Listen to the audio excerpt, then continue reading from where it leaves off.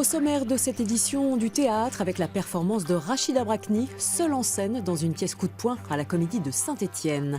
C'est la pleine saison de la truffe, ce diamant noir qui peut coûter plus de 1 000 € le kilo. Dans le Tarn, les trufficulteurs se frottent les mains. Certains restaurateurs, en revanche, ne font plus leur beurre. La photo fameuse avis des internautes qui peuvent ruiner une réputation en quelques clics. 40% de ces supposées critiques seraient totalement fictives. En Alsace, une société vient en aide aux établissements lésés par des avis malveillants. C'est devenu un réflexe. Avant d'entrer dans un restaurant, un coup d'œil aux avis postés sur Internet par les clients. Des appréciations qui vous poussent ou non à franchir la porte d'un établissement.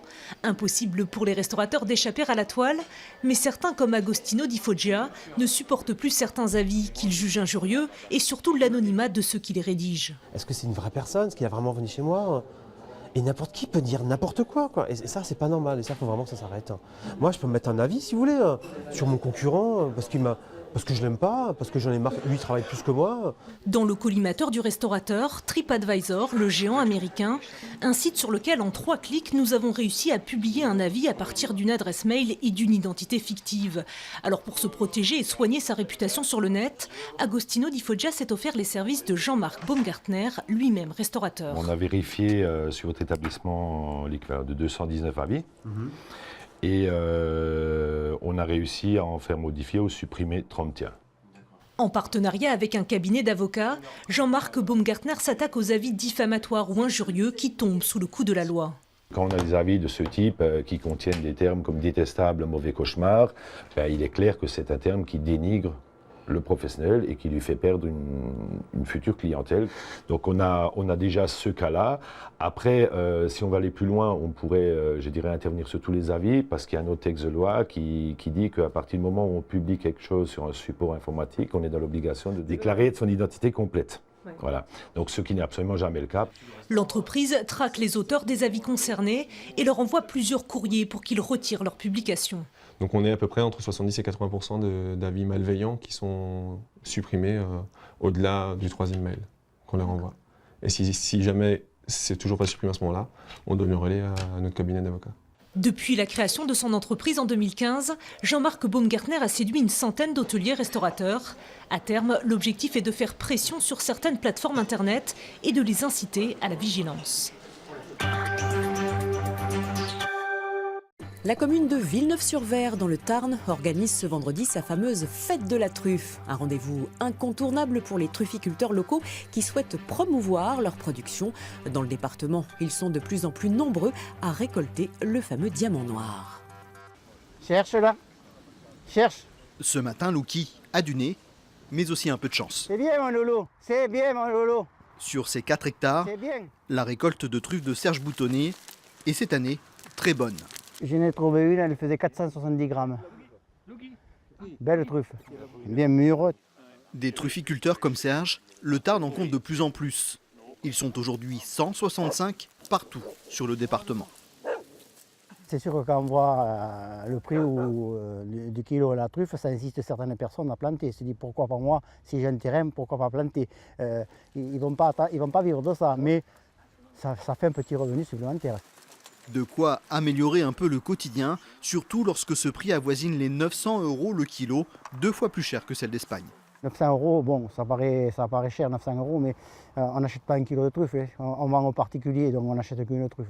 Donc avec 30-40 €, vous pouvez faire manger 5-6 personnes, il n'y a pas de souci. Ces arbres, Christian Canivinck les a plantés il y a 8 ans, 800 au total. On a planté deux espèces différentes en fait. Ici, cet infirmier récolte ses premières truffes. Une activité qui lui coûte plus d'argent qu'elle lui en a rapporté. Il y a quand même un investissement. Chaque arbre, il faut compter entre 10 et 20 € quand on les plante. Et quand on les plante, ils sont petits comme ça. Et après, il faut attendre au moins 10 ans avant que ça puisse commencer éventuellement à produire, ce qui n'est pas sûr, quoi. Les trufficulteurs de Villeneuve-sur-Ver, soutenus par des restaurateurs locaux, font tout pour promouvoir leur production et séduire les gourmets. 30 kilos vont être vendus durant la fête de la truffe. La meilleure façon pour que le champignon tarnais trouve toute sa place sur l'étape de France. 160, 180, 200.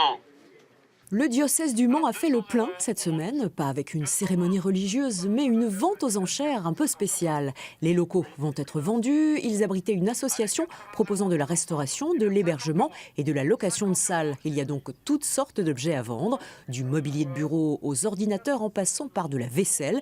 Tout le monde a trouvé son bonheur. Je pense que la vaisselle, c'est déjà une bonne affaire. Ouais. À ce prix-là, 70 €, bon, ça va, il y a quand même pas mal de lots. En rentrant, je me suis dit, mais voilà, je m'attendais pas du tout à trouver ce genre d'objet ici. Alors on dit que c'est un coffre-fort, j'en sais rien, mais on n'a pas réussi à l'ouvrir. Il y a même un vase de Chine, regardez. Il y a même un vase de Chine. Il a peut-être une marque impériale. Souvent, c'est marqué Made in China. Le commissaire-priseur ne manquait pas d'humour ni d'objets à disperser. L'argent récolté permettra de solder les comptes de l'association qui gérait les lieux. Le site accueillera bientôt une résidence immobilière. Sur scène, 3 personnages, mais une seule actrice, Rachida Brakni. Tour à tour israélienne, palestinienne ou américaine, la comédienne incarne 3 femmes qu'un drame va réunir. Intitulée « Je crois en un seul Dieu », la pièce est présentée à la Comédie de Saint-Étienne. Pour la première fois, Rachida Brakni est seule en scène. Seule en scène, mais derrière 3 personnages. 3 histoires personnelles, celle de la professeure israélienne Eden Golan. Si je ne veux pas vivre à l'écart du monde, il faut bien que j'essaye de mettre le nez dehors. Celle de l'étudiante palestinienne Shirin Akras. J'ai avec moi un petit boîtier avec un bouton dessus. On dirait un jouet. Celle de la militaire américaine Mina Wilkinson. Je zappe. Interruption des programmes, flash info. 3 nationalités, 3 religions et 3 destins qui vont se croiser lors d'un attentat dans un bar de Tel Aviv. Ça n'a pas la prétention de régler le conflit israélo-palestinien, absolument pas. C'est juste être à un moment dans la trajectoire de ces 3 femmes qui, à un moment donné, vont se croiser et d'être vraiment dans l'humain, dans la sensation, et puis de raconter la grande histoire à partir de la toute petite histoire. Je crois en un seul Dieu de Stefano Massini raconte cette étudiante palestinienne qui se prépare pendant un an à devenir kamikaze. Raconte aussi cette Israélienne rescapée d'un attentat et qui lutte pour ne pas sombrer dans le tout sécuritaire. On a affaire à des discours politiques de plus en plus simplificateurs, de plus en plus pétifiants d'une certaine manière par rapport à ces questions-là. Et je pense que ce que le théâtre peut amener, c'est justement le fait d'oser embrasser la complexité. Une pièce créée dans un décor épuré, pour mieux laisser aux spectateurs le choix des détails, même si la force de certaines scènes se suffit à elle-même. Je ferme les yeux. Je prends tout l'air que je peux. Le bonheur, moi, je sais ce que c'est. Allahu Akbar. Je presse le bouton, bien à fond.